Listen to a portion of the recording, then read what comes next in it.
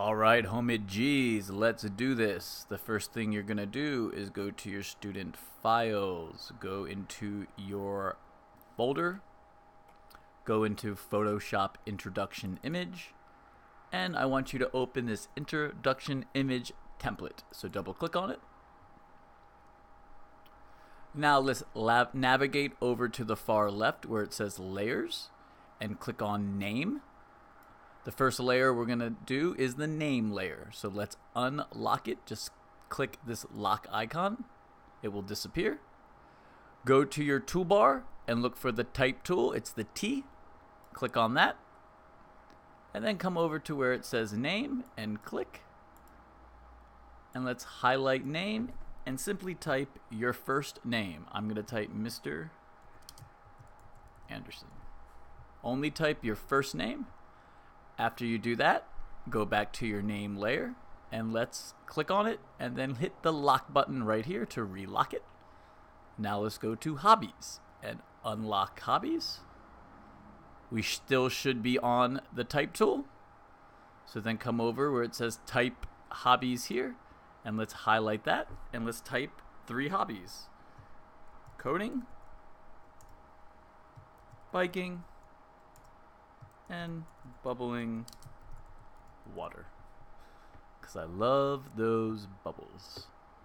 Now go back to the hobbies layer and lock it again. Let's go to the music layer, unlock, and let's type your favorite music. You can do a genre or your band.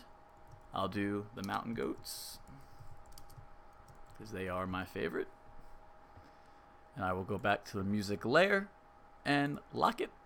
Let's go to food, unlock, and type Five Guys. And then let's lock that layer. Now we're going to import the image we took on the green screen. So go find your image. It should be in your folder. Here is mine. I'm going to just simply take it and drag it right in. Click return to get rid of the selection on it. Now navigate over to your layers. This should be at the top layer. If you don't see it and it's at the bottom like that, make sure you take it and bring it all the way to the top. Double click and let's name this layer your name. So I'll type Mr. Anderson so we don't get confused. And then I want you to right click on the layer and choose Rasterize Layer. This will allow us to delete that green screen. So click that once. Then we want to find the Quick Selection tool. The easiest way to find it is to come all the way on the far right and click the magnifying glass and just search Quick Selection tool, just like this. I just started typing it, then you can click it. Or you can look for it right here. It looks like a brush with a bunch of little circles. It's right here. Now navigate to the far top left. I want you to select the first one, which does not have the plus sign. This one tends to work a little bit better. And then take a look right here at this circle. This is the size of your brush. Currently we're at 188. That's the size. If you want to make it smaller, you simply just bring the size down. If you want to make it larger, you simply bring it up. I think around 200 is good for this project, so I'm going to do about 200. Now make sure you're on your layer. It should be highlighted, and then you simply just paint the green and click delete on each section to get rid of it. I'm going to click delete again until they're all gone. After you do that, I would hold down Command D to deselect everything. That's Command D as in dog. Then I want you to hit Command T as in tree. And you hold down Command T, that will help you, that can allow you to rotate and resize. Now if you notice, while I'm resizing this, it kind of makes it distorted. So what you want to do when you resize is hold down the Shift button and then grab a corner, and that will keep the aspect ratio of it. So I'm just holding down Shift and going like that. So let's get it to a size that we like. You can cover your name a little bit. Sometimes that looks cool. I'm going to bring it down, maybe right about there. Bring it up. That looks pretty good. So then hit return to place it. Very good. If you ever want to move it, look at your toolbar right here. These little arrows that look like a cross, that's your move tool. So just make sure you're on the correct layer and then you should be able to move it around. So I'm going to come down right like that.